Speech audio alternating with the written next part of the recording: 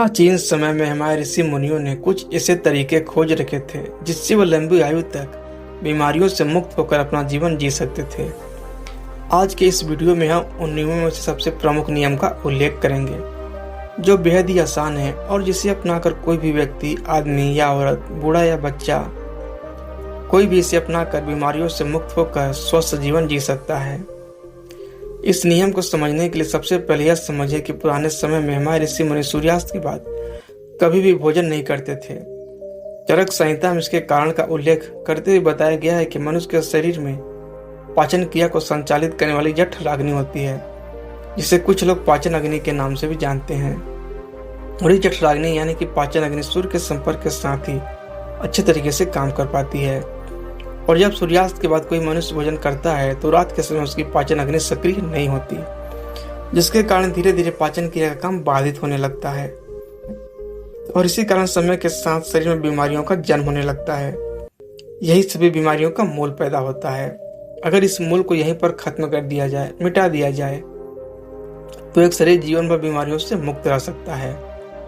यहाँ समझने की बात यह होती है कि जब हमारी जठराग्नि यानी कि पाचन अग्नि अच्छे तरीके से काम नहीं करती है तो हमारे प्राण शक्तियों को काम करना पड़ता है और हमारी प्राण शक्ति एक बार में एक ही कार्य अच्छे तरीके से कर सकती है।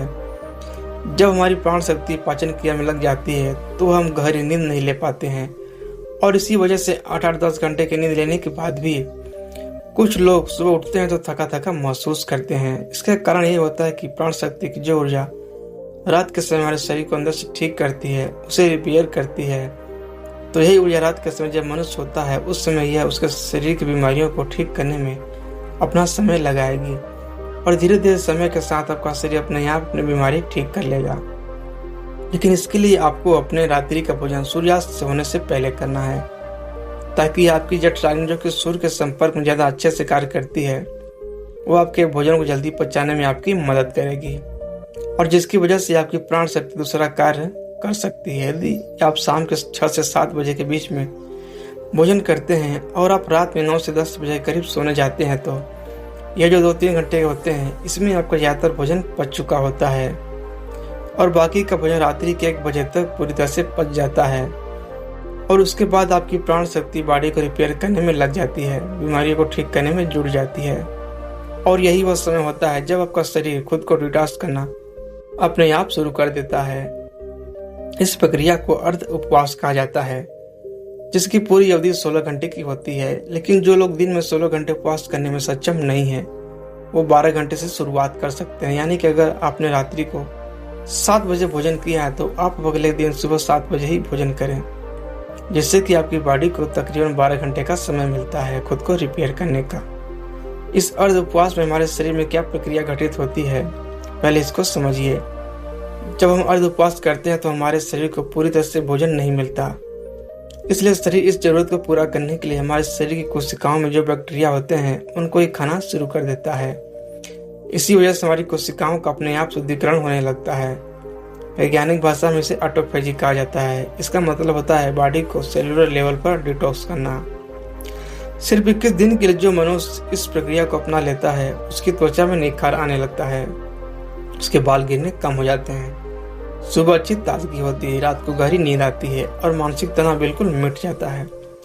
कुछ लोगों को लगता है कि अर्ध उपवास करने से उनका शरीर कमजोर हो जाएगा, लेकिन अर्ध उपवास करने से शरीर का फैट कम होता है, मसल्स लॉस नहीं होता और मसल्स लॉस नहीं होता इसलिए शरीर की क्षमता अपने आप बनी रहती है। अब तक आप समझ चुके हैं कि आपकी प्राण शक्ति आपकी बीमारियों को दूर करने के लिए किस प्रकार कार्य करती है, किस समय आपको भोजन करना चाहिए ताकि आपकी प्राण शक्ति पूरी ऊर्जा के साथ काम कर सके। यह हम समझ चुके हैं, लेकिन इसके बाद जो बात समझने वाली है वो यह है कि आज के समय में काम करते करते आदमी अपनी दैनिक दिनचर्या बिल्कुल छोड़ देता है।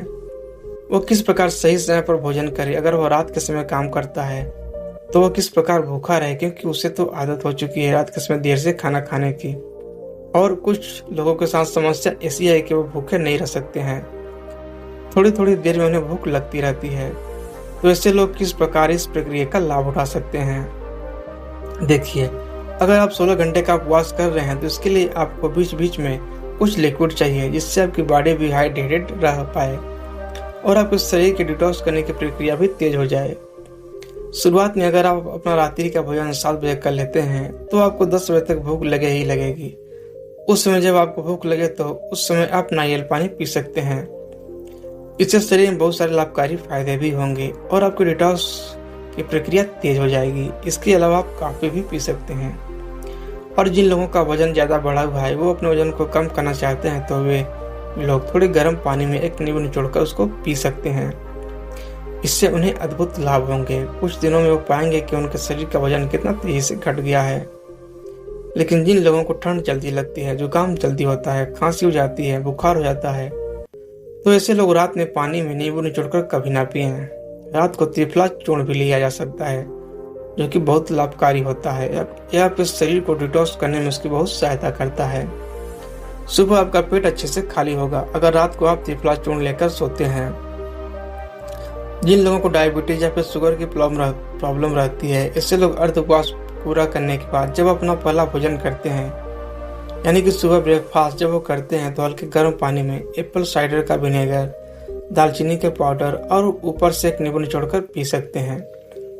इससे उन्हें डायबिटीज में बहुत राहत मिलेगी और कुछ ही समय में उनके रिजल्ट्स बिल्कुल चेंज हो जाएंगे। उनका शुगर लेवल, डायबिटीज बिल्कुल मेंटेन होने लगेगा। जिन लोगों को हार्ट की प्रॉब्लम ज़्यादा रहती है, यह लोग सुबह ब्रेकफास्ट में घिया या फिर कद्दू का जूस ले सकते हैं। यह उनकी त्वचा के लिए, उनकी बॉडी को डिटॉक्स करने के लिए और हार्ट के लिए सबसे ज़्यादा बेनिफिशियल होता है। जिन लोगों को डाइजेशन ठीक नहीं होता है, ऐसे लोग पानी में अजवाइन और जीरा गर्म करके उस पानी को ठंडा करके पी सकते हैं। इससे उनकी पाचन क्रिया बहुत ही सुलभ हो जाएगी। और जिन लोगों को अर्ध उपवास करने में दिक्कत होती है, बार बार भूख लगती है, ऐसे लोग गर्म पानी में शहद मिलाकर पी सकते हैं। यह उनकी भूख को मिटा देगा और उनके शरीर को डिटॉक्स करने में बहुत मददगार साबित होगा। कुछ लोग जल्दी रिजल्ट्स पाने के लिए हफ्ते में 2 दिन उपवास करते हैं, लेकिन फिर 5 दिन पेट भर के भोजन करते हैं। इससे उनको जल्दी रिजल्ट्स तो मिल जाते हैं, लेकिन ज़्यादा समय तक इससे रिजल्ट्स टिकाऊ नहीं होते। अर्ध उपवास यानी कि इंटरमिटेंट फास्टिंग धीरे धीरे रिजल्ट दिखाती है, लेकिन इसके जो रिजल्ट होते हैं वह परमानेंट होते हैं। इसमें ऐसा नहीं होता है कि जैसे ही आपने फास्टिंग करना छोड़ा वैसे ही आपका फिर से वही हाल हो गया। इसमें एक बार आपके शरीर के जो फायदे हो जाते हैं वो बहुत समय तक मिटते नहीं हैं। देखिए, हर कोई इंटरमिटेंट फास्टिंग यानी कि अर्ध उपवास कर भी नहीं सकता। जो स्पोर्ट्समैन होते हैं, जो खेलकूद में होते हैं, उनके शरीर को रेगुलर डाइट चाहिए होती है, क्योंकि उनके लिए हेल्थ ज़्यादा परफॉर्मेंस से जरूरी होती है। इसी तरह बच्चों को भी अर्ध उपवास नहीं करना चाहिए। जो लोग डायबिटीज के पेशेंट हैं, जिनका शुगर लेवल गड़बड़ रहता है, ऐसे लोगों को अगर अर्ध उपवास करना है तो समय समय पर अपना sugar level, blood sugar level check करवाते रहना चाहिए। जो लोग अर्ध उपवास का सही तरीके से पालन करते हैं, उनके शरीर की 80% बीमारियां खुद ही ठीक हो जाती हैं। और जिन लोगों को कोई बीमारी नहीं होती, ऐसे लोग अर्ध उपवास करके अपनी बॉडी को डिटॉक्स कर सकते हैं, जिससे कि भविष्य में उनको कोई बीमारी नहीं होगी। यही हमारे ऋषि मुनियों का जीवन भर स्वस्थ सहने के लिए अचूक मंत्र था और इसका हर जगह उल्लेख भी मिलता है। तभी अर्ध उपवास के साथ एक और नियम जोड़ा गया था, लेकिन वह आज के समय में संभव नहीं है। लेकिन फिर भी मैं आप लोगों के सामने इसका उल्लेख करना चाहता हूँ। शायद कुछ लोग उसका पालन कर पाएं, और अगर आप पालन कर पाते हैं या नहीं भी, पर कमेंट सेक्शन में जरूर बताना। पुराने समय जो खाना पकता था वो मिट्टी के बर्तनों में पकता था और यह बहुत ही जरूरी होता था, यानी कि उस खाने को पकाने के लिए वायु का स्पर्श हो, उसमें प्रकाश का भी स्पर्श हो, उसमें अग्नि का स्पर्श हो और उसमें मिट्टी का भी स्पर्श हो। अब उसमें मिट्टी का तो बर्तन ही होता था, अग्नि का स्पर्श खाने को पकाने के लिए दिया जाता था। अब सूर्यास्त से पहले अगर खाना पकेगा तो उसमें प्रकाश का स्पर्श भी आ जाएगा और वायु का भी स्पर्श आ जाएगा, क्योंकि खाना प्रेशर कुकर में नहीं पकता था, खुले बर्तन में पकता था, जिससे वायु उसको स्पर्श कर सके। लेकिन आज के जीवन शैली में संभव नहीं है, इसलिए कम से कम हम अर्ध उपवास करना तो सीखें। चाहे हम उस तरह का भोजन तैयार नहीं कर पा रहे हैं, लेकिन अर्ध उपवास करके हम अपने शरीर को तो फायदा पहुंचा सकते हैं। दोस्तों, हमारा उद्देश्य आपको हर तरह के डॉक्टरों से दूर रखना है और हम चाहते हैं कि आप अपने शरीर का विज्ञान खुद सीखें, खुद उसके चिकित्सक बने, क्योंकि हर इंसान का शरीर अलग होता है और हर इंसान जितना अपने शरीर को खुद पहचानता है, दूसरा कोई नहीं पहचान सकता। इसलिए खुद पर विश्वास करिए और जो भी नियम मैं आपको यहाँ बता रहा हूँ, बस कुछ दिनों तक उसका पालन करके देखिए। कोई पैसा नहीं लगेगा, फ्री का उपचार है, करके देख लो और उसके बाद आप अपने जीवन में आप क्या बदलाव महसूस करते हैं उसको कमेंट सेक्शन में जरूर लिखकर बताएं, क्योंकि ये हमारा पुरस्कार होता है। तो दोस्तों, कैसा लगा है वीडियो आपको कमेंट सेक्शन में जरूर बताएं, और अच्छा लगा तो इस चैनल को सब्सक्राइब करके नोटिफिकेशन बेल को जरूर प्रेस कर देना। तो मिलते हैं अगले वीडियो में, तब तक के लिए अपना ख्याल रखें।